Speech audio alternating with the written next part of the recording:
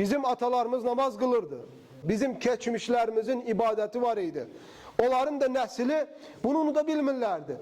Yanlış kapılar açtılar kardeşler, insanlar yanlış ibadet eləsinler diye. Mescidler Sovyetler döneminde kapatıldı. Kulüplara çevrildi, savxozlara, permalara, sabcolara, gandorlara ve depolara, skladlara çevrildi. Ama karşılığında ne oldu? O boşluğu insanlara harda doldurun dediler. Qəbirlər tikdiler. Pirlər tikdiler. Dediler gedin orada ziyaratlara gedin. Gedin qəbirlərə gedin. Orada gedin ibadətləri gerçekleştirin. Gedin oradayı torpağı yalayın. Oradayı demirlere sürtünün. Ve arkamızdan da bize güldüler. İnsanlar getdilər, məscidləri boşalttılar. Allah'a şərik qoşmaq üçün qəbirlərə getdilər. Ve birçok insanlar əslində qəbri ibadət eləməyi də ağlına sığdırmadı. Deyir, mən bu adamı otururam, bastırıram. Mən buna parıram, bastırıram, torpağın altına qoyuram.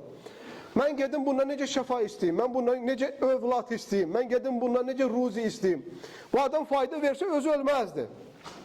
Bu adamın oğlu, kızı hamısı milyoner olardı, hamısı sağlam olardı. Ondan sonra ümumiyyətlə bütün dinlərə qarşı çıxıb insanlar Allah'ın varlığını inkar elədilər, ateistliyə meyillədilər. Bu da o dönemdeki Allahsız ve ateizm rejimine ta da sərf eləyirdi.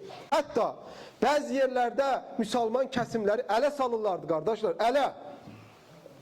Ölmüş bir heyvanı basırırlardı. İnəkdən, camışdan, eşşəkdən zaddan nəysə basırırlardı torpağın üstüne. Tikirlərdi üstündən bir dənə bina.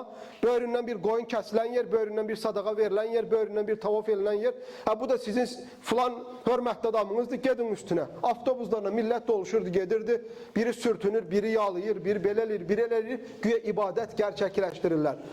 Bu haqq ibadət ortadan qalıqdığı üçün insanlar batil ibadəti doğru ibadət görməyə məhkum oldular.